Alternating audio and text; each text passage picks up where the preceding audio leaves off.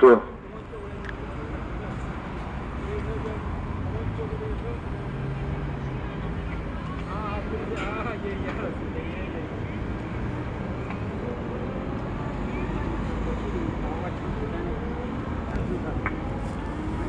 점심 식사 맛있게 하셨습니까? 오후 발언 이어가겠습니다. 말씀드렸듯이 오전 발언에 말씀드렸듯이 저희는 평택시에서 왔습니다. 평택시 시제역 역세권 방패 지역에 벌써 반대하는 수력이 나갑니다. 저는 평택시 지역감사장이 비상대책위원회 위원장 이종호이기도 합니다. 존경하는 대통령님, 평택에는 민주당 정당선이라는 시장이 있습니다. 그 시장이 지방선거 약 1년 정도를 남겨두고 각종 매체를 통해서 지역 환지 수용한다고 희망 고문을 하며 2년 반이라는 시간을 주민들에게 고통을 줬습니다. 그리고 국토부에서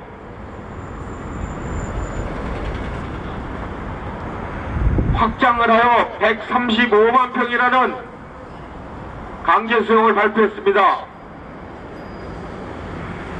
나라가 하는 일이니 본인은 모르겠다고 딱 잡아떼고 겨울 내내 시골 동네 어르신들이 추위와 싸우며 시청 앞에서 면담을 요청했습니다. 단 한 번도 나와주질 않았습니다. 존경하는 윤석열 대통령님, 시장이 뭐하는 자리입니까? 비가 와도 눈이 와도 슬픈 일이 있어도 기쁜 일이 있어도 늘 고민하고 걱정해야 되는 자리 아니겠습니까? 비가 오면 혹시 수해를 입는 시민이 없나?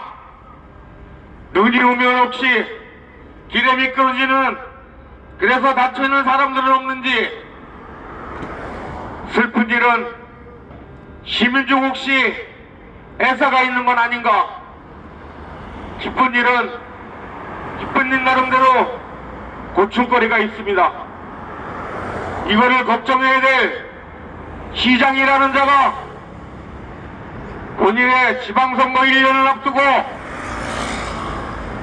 시의 주권자인 시민들의 재산과 생존권을 담보로 하여 도구로 사용하여 당선이 되었습니다. 그 동네에서는 정장선 시장이 되어 그나마 그 동네가 지제 역세권에 계신 분들이 그래도 살아갈 희망이 있기 때문에 소위 이야기하는 몰표로 8,000표로 당선이 되었습니다. 그게 아니었으면 국민의힘 후보가 당선되었을 것입니다. 나라가 하는 일이라고 딱 잡아뛸 게 아니라, 나는 모른다고 할 것이 아니라 시민들이 요구하는 것은 딱 하나입니다. 그래, 정장선 나라가 하는 일인데 시장이 뭐가 그게 할 일이 있겠노?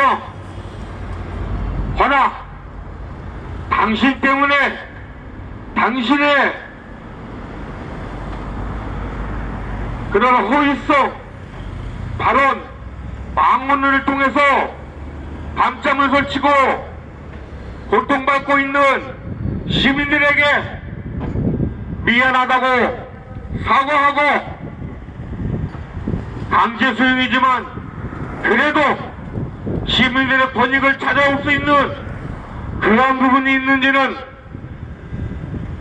정부를 통해서 의견서를 제출하고 협의하고 협상하여 그 크기를 논하지는 않겠지만 찾아올 수 있는 부분이 있으면 시민들의 권익을 찾아보겠노라는 그런 양심적인 말 한마디를 원하고 있던 것입니다. 그런데 겨울 보내는 내내 단 한 차례도 만나주지 않습니다. 거기에 관련되어 있는 행정과 평택시 행정 관계자는 주민들을 이간질하고 주민들의 의견을 무시하고 주민들의 인권을 짓밟고 있는 자태를 자행하고 있습니다. 이에 보다 못해 시민단체가 지역의 동네 어머님 아버님을 대신하기 위해서 함께 걷게 되었습니다. 존경하는 윤석열 대통령님, 정장근 씨를 따끔하게 보호해 주십시오. 나라가 하는 일이라 본인께서는 할 수 없다는, 아무것도 할 수 없다는 이러한 방발을 하기 전에 시민을 위해서 시민이 뽑아준, 시민이 선택한 시장이니까 책임을 다해보겠노라는 이러한 양심 발언을 할 수 있는, 이런 양심 발언을 할 수 있게 대통령께서 따끔하게 혼을 내주셔야 됩니다. 그리고 오전에 말씀드렸듯이 평택 지역은 원체 개발 지역들이 많습니다. 대한민국 경제의 중심으로 우뚝 서는 만큼 그만큼 많은 수용이 필요하고 거기서 많은 수용민들이 피해를 보고 있습니다. 공공의 이익을 위해서, 나라의 발전을 위해서, 평택시의 발전을 위해서 시민들은 나라만 그래도 마음의 여지는 있는 것입니다. 그러나 모든 일에는 순서가 있습니다. 우선은 시장이 나와서 미안하다는 사과부터 하고, 주민 여러분, 공공의 이익, 국가 발전과 평택시 발전을 위해서 죄송스럽지만 이렇게 되었으니 어떡하겠습니까? 지방자치단체장인 시장의 입장으로서, 시의 주권자인 시민의 입장에서 국토부와 시민들의 권익이 무엇을 가져다 줄 수 있는지 최선을 다해서 노력해보겠다는 이 말 한마디를 듣기 위해서 겨울 내내 차가운 아스팔트에서 쉬는 겨울 날씨에 겨울을 내내 시청 앞에서 집회를 했습니다. 아직도 단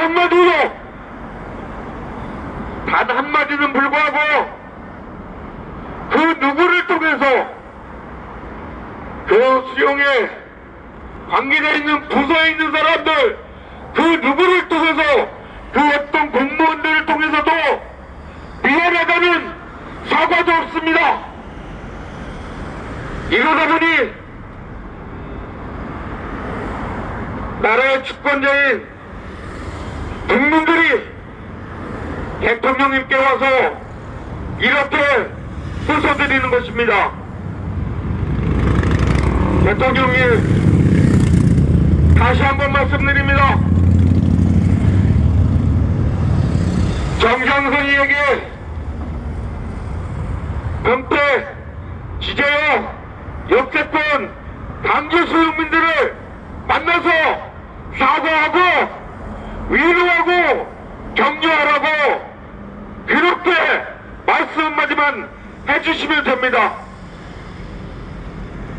그 다음부터는 시민들이 시장을 통해서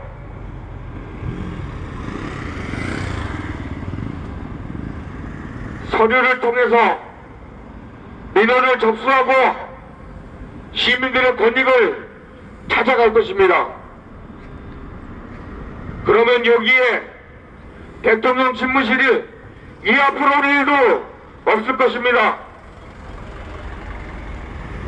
가뜩이나 나라가 어렵고 모든 게 위태로운데 대통령님도 무척 바쁘실 거라는 거 이해합니다. 인정합니다. 저희 같은 지방에서 온 사람들이 이런 목소리까지도 일일이 귀담아 들으실 수 없다는 거 충분히 이해합니다. 허나 대통령님 혼자서 나랏일을 살피는 것이 아니라 대통령님 곁에서 대통령님을 수행하는 다른 부서에 있는 사람들이 이것을 지금 평택시 수용민들의 따뜻한 이런 마음을 귀담아 듣고 대통령님께 보고를 해주기를 간절히 요청합니다. 대통령님을 수반하는 관계자 여러분들께서 대통령의 길을 막고 눈을 막으면 지금 이것처럼 국민들이 고통받고 시민들이 고통을 받습니다. 관계자 여러분,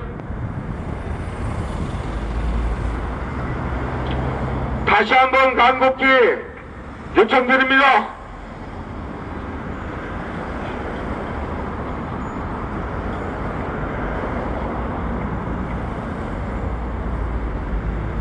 잠깐 전화가 와가지고 발언 이어가겠습니다. 존경하는 대통령님, 저희 평택 시민, 위대한 평택 시민들은 공국의 이익을 위해서 누군가 희생이 필요하다는 거 누구보다 잘 알고 있습니다. 공국의 이익을 위해서 여기 계신 여러분들의 희생이 필요하다면 여기 계시는 여러분들에게 충분한 설명, 충분한 이해, 충분한 시간, 충분한 보상, 충분한 방식으로 내쫓지 말고 내보내드려야 되는 게 맞습니다. 이 말을 요청하는 것입니다.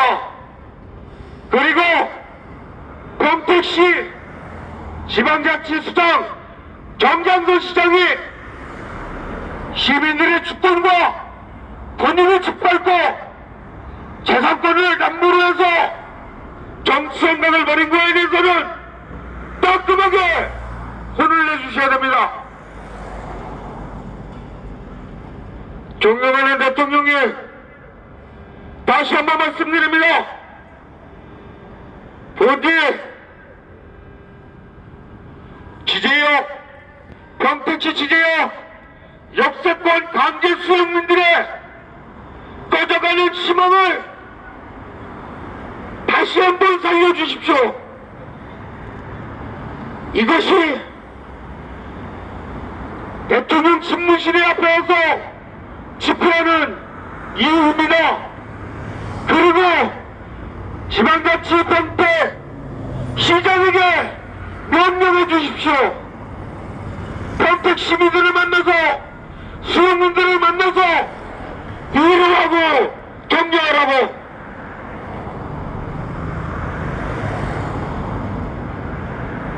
정장선은 직무유기하고 있습니다. 무책임하고 무능력한 평택시장 정장선을 규탄합니다.